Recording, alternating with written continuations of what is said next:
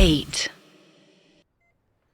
श्रेया अथर्व को धमकी दे चुकी थी कि अगर उससे शादी करनी है तो अपनी माँ को और उसकी माँ को मोनू की कंडीशन के बारे में सब सच बताना होगा। इससे पहले कि अथर्व अपनी बात क्या रखता, साला हाथ पैर पकड़कर गिड़गिड़ाता। श्रेया को उसके पीछे सुनीता आंटी खड़ी दिख गई।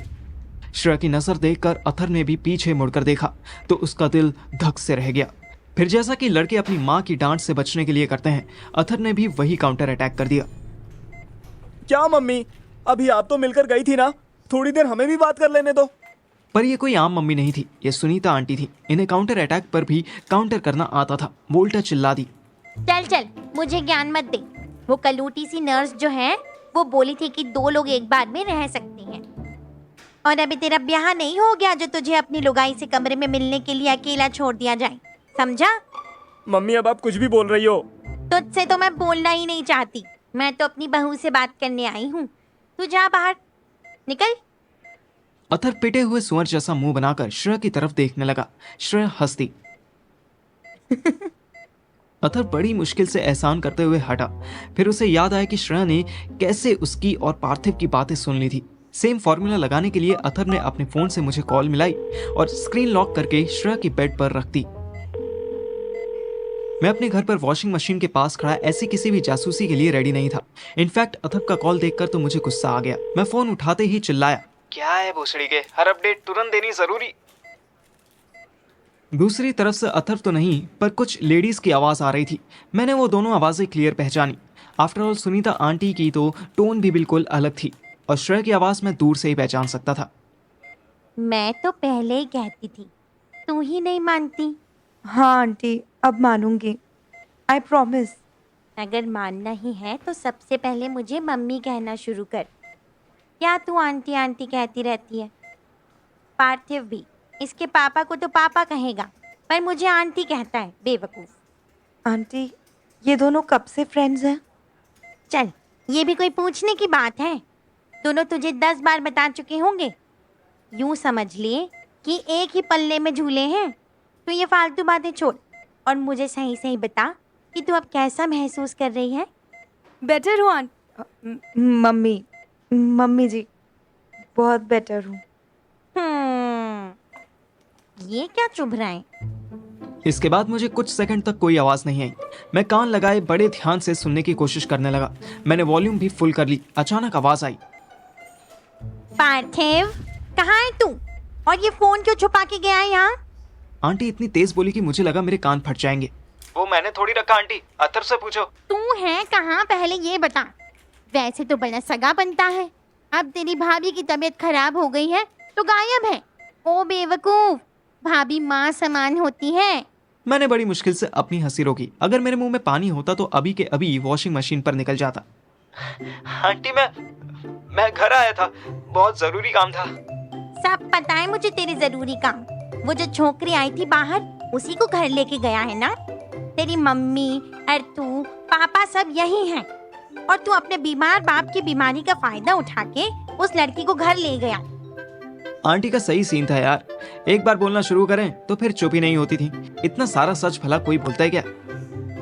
अरे नहीं आंटी, आप गलत समझ रहे हो। मैं आता हूँ, अभी आता हूँ। मैं किसी के साथ नहीं हूँ, घर पे बिल्कुल अकेला हूँ। अगर तू अभी 10 मिनट में नहीं आया ना तो मैं बताऊंगी फिर तुझे। तभी मुझे अथर्व की आवाज आई, मम्मी अब बहुत तेज चिल्ला रही हो। नर्स दीदी मना करके गई थी कि श्रेया के आसपास चिल्लाना नहीं है। आप इधर आओ, मुझे आपसे कुछ बात करनी है। श्रेया ये सुनते ही मुस्कुराने लगी। अथर्व ने आंटी के हाथ से फोन ले लिया और कॉल डिस्कनेक्ट कर दी। 1 मिनट बाद ही मेरे पास मैसेज आया कि मुझे लिख के भेज इन दोनों के बीच क्या बात हुई। मैं भी कम पापी नहीं था, मेरे हाथ हल्के गीले थे। मैंने उसे वॉइस नोट भेज दिया।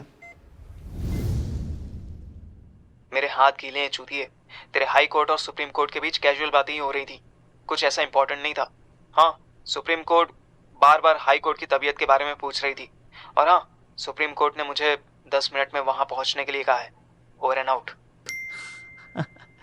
मैसेज जैसे ही सेंड हुआ, मैं खुद ही अपनी कोडिंग सोचकर हंसने लगा।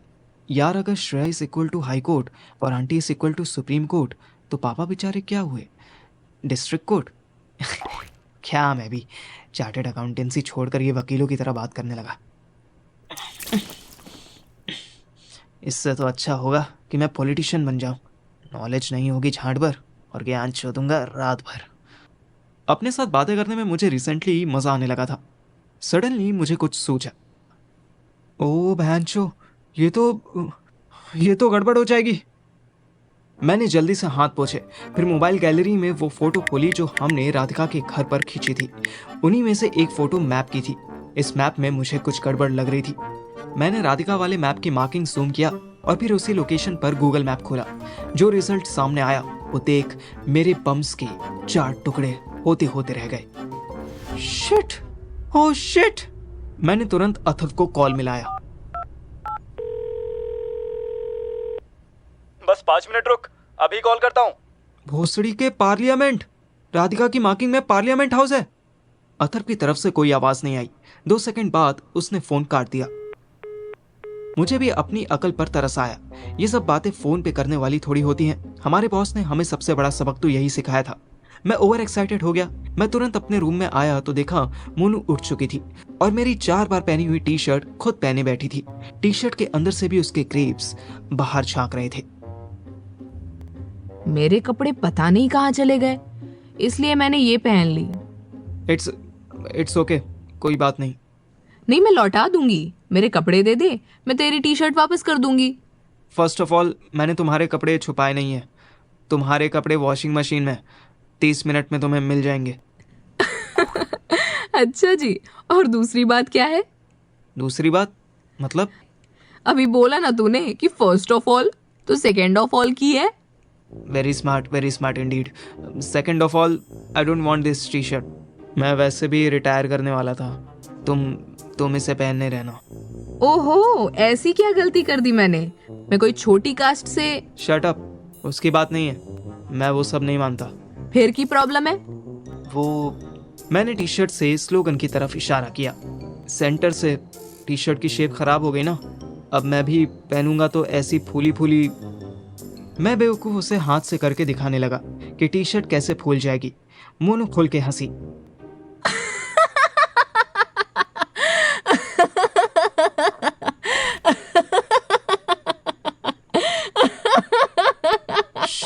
प्लीज, मेरा बाप गब्बर सिंह अभी घर पर ही है। प्लीज धीरे।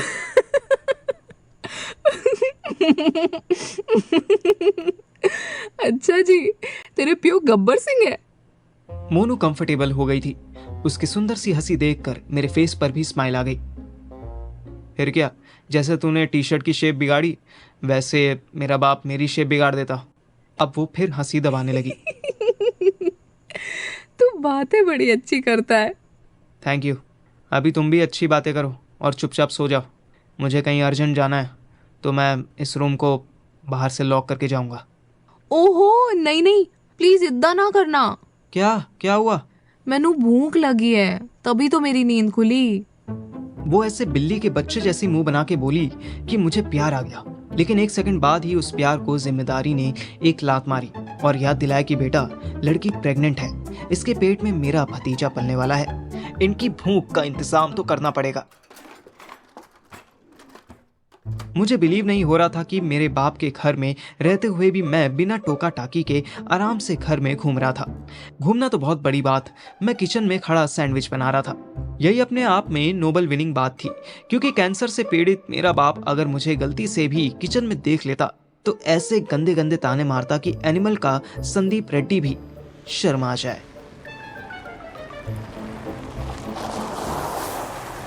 मैं अभी ब्रेड पर चीज लगा ही रहा था कि घर के बाहर कोई गाड़ी आकर रुकी। मैं सब काम छोड़कर बाहर आया तो मैंने देखा अतर पापा की गाड़ी चलाता हुआ आया था। मैंने बिना आवाज किए जल्दी से गेट खोला। तू यहाँ क्या कर रहा है? तू इस धरती पर क्या कर रहा है साले? हाँ, तुझे तो अब तक स्वर्ग में होना चाहिए था। ओवर एक्टिंग मत कर, सीधे से बता हुआ क्या है? तू क्यों आया यहाँ? आंटी तो मुझे वहां आने के लिए कह रही थी। अबे मैं इसलिए आया क्योंकि मेरे पास वो आया। अथर्व ऐसे फुसफुसा के बोला कि मेरी बिना बात के फटने लगी। वो कौन? अबे वही गुड़गांव वाला कबीर। वो तो अंडरग्राउंड था, हॉस्पिटल में कैसे आ गया? तभी मेरे बाप का रूम खुला और वहां से कबीर निकला। हॉस्पिटल छोड़, तू ये सोचता रहे कि मैं यहाँ कैसे आया।